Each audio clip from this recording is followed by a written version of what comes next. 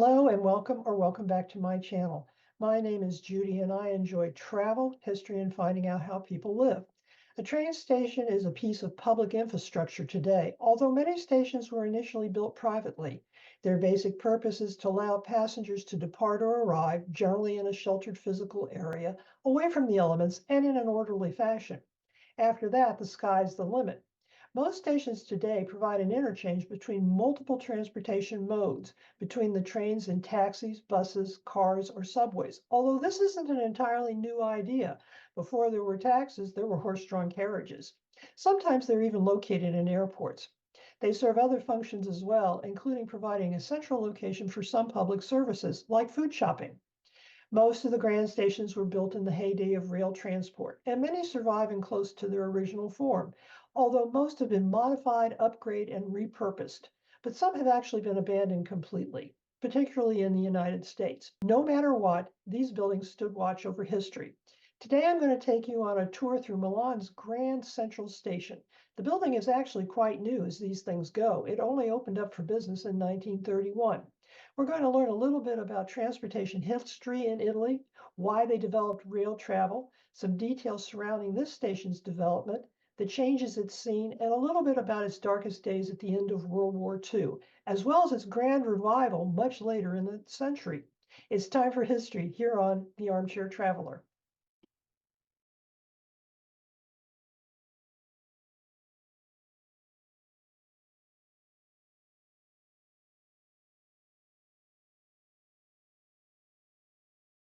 How did Milan become the economic, manufacturing, and trading powerhouse of modern Italy? Looking at a map, it certainly isn't obvious. It sits about as far from the Mediterranean and the Adriatic Seas as it would be possible to be. During the Renaissance, it had been one of Europe's economic and political centers. It had a large agricultural hinterland and got wealthy through that and trade in silk and weapons. It was also an import and export center between Northern Europe and the Italian peninsula. The snag was the time and expense involved in shipping products between the areas, and unfortunately there was no easy way to do it. There were passes through the Alps, and traders knew about them and used them. So did potential conquerors. We know that Hannibal hauled his circus of men and elephants through the Alps over a pass, although not which one. Napoleon used the St. Bernard Pass in his plan to invade Italy, but he found it somewhat inconvenient. Napoleon wasn't just a conqueror.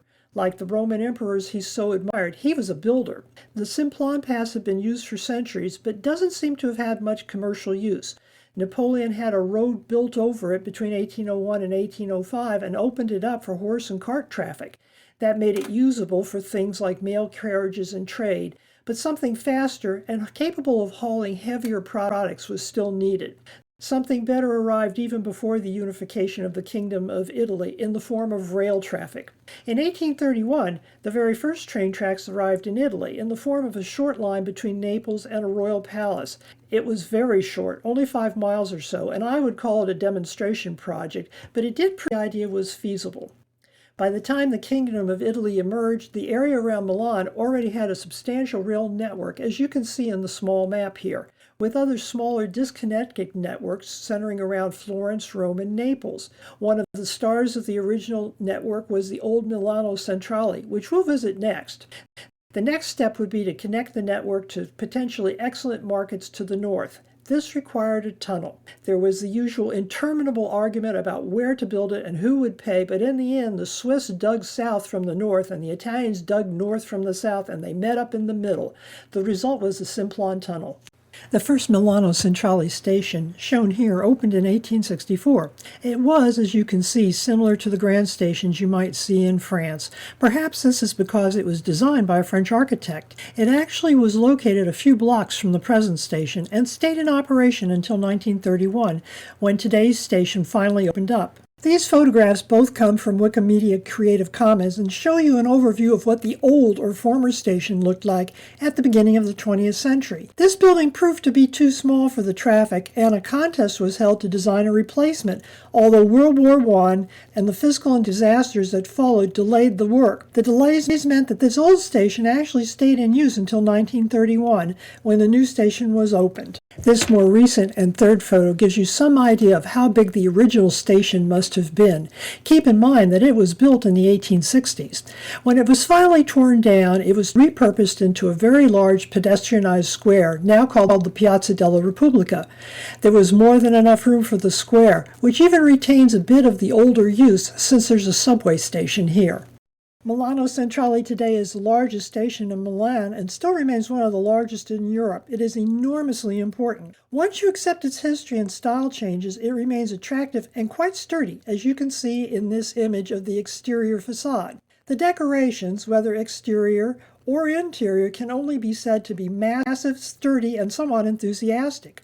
This carving of a winged horse located on the front facade is typical. The large, bright atrium comes complete with excellent signage, a glass roof, and decorations, as well as being chock full of travelers, at least most of the time. This detail shows you some of the tile decorations in the atrium, in this case an equestrian statue overlooking the city. When Mussolini came to power in 1922, he ordered numerous modifications to the station and had the so-called royal waiting room redecorated to reflect his fascist associations. Among the changes included damaging the parquet flooring to insert swastikas. Apparently, these changes were done in hopes that Adolf Hitler would come, visit, see it, and be impressed. As far as I can tell, Hitler never saw it, and that's probably just as well. Just outside the former royal waiting room is a large tile mosaic showing what might be a young Mussolini. Standing in front of a statue representing Italy, what is clearly visible, the face of the possible Mussolini is no longer obvious. The photos I've seen all show that the eyes were gouged out, or according to local legend, they were used for target practice, and the remains were slathered over in concrete. This is probably kinder than what the Italians did to Mussolini in real life. The Allies invaded Italy in July 1943 via Sicily and began working their way painfully northward. But air attacks from England on Milan began as early as 1940. More serious attacks came later, and on the night of February 14th to 15th, 1943, a total of some 170 Lancaster bombers dropped 110 tons of explosive bombs and 166 tons of incendiary bombs over the city. Several factories were damaged. Milano Centrale was damaged as well. After the war, with the assistance of the Marshall Plan, the Italians did a fine job of putting the city back together. I'll show you that post-war city in our city walk of Milan. In late July 1943, after Patton's army had liberated Palermo, Mussolini's government actually collapsed. King Victor Emmanuel III met with Mussolini, had him removed from office, and had him arrested. Italy surrendered to the Allies, which changed their relationship from what could be called a valued, if not particularly respected, ally to conquered territory. The German army fought a brilliant and vicious retreat up the peninsula, generaled by Albert Kesselring for the Germans, with Dwight Eisenhower in overall command of the Allies. You can learn more about the German retreat in my Florence City Walk. I'll put a link in the description box for you. The Allies finally entered Milan on April 29, 1945, just 10 days before the end of the war. The destruction of Italian infrastructure was enormous. After the war, an estimated 20,000 miles of track and many stations, including Milano Centrale, had to be rebuilt or at least repaired. I've looked, but I've not been able to find a contemporary photograph of the station from that time period. But this image, courtesy of Creative Commons, gives you some idea of what was left after the bombs exploded. In the center background, you can just make out the cathedral, which survived. Much else did not. After the Italian surrender to the Allies on September 8, 1943, German forces, who had previously been allies, became occupiers.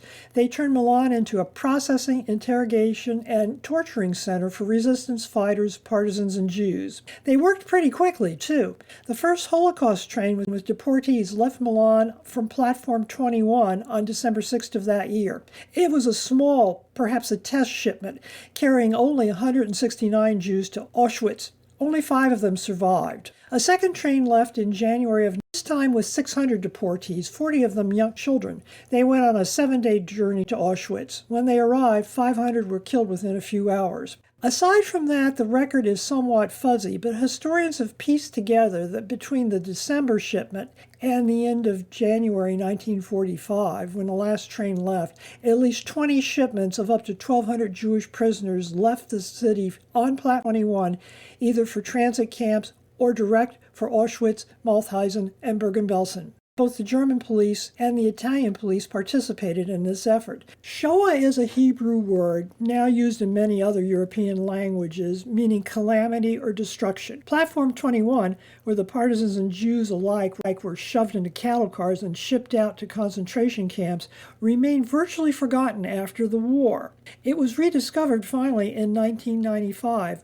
And enough of the few survivors of the Shoah, or at least their children, were able to fill in the blanks in the story.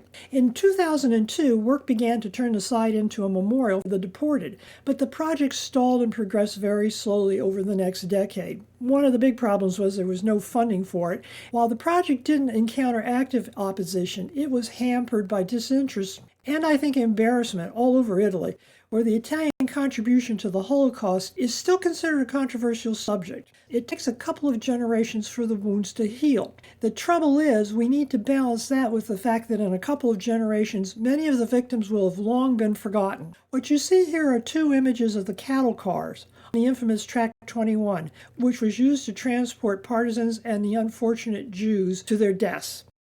Railway stations have to change and adapt to changing transportation modes, for example, allowing connections to autobuses or the subway. These two views show you how the station was adapted more recently in the 20th century. Originally, the station was built with a kind of large covered porch along the front facade, designed to provide a protected area where friends or taxis or carriages could drop off and pick up passengers out of the weather. The first image shows the carriageway as it looked as recently as 1996, complete with taxis. After that, the area was rehabilitated, the taxis and cars were banned, and it was pedestrianized. The escalator you see in the foreground leads to the Milan metro system.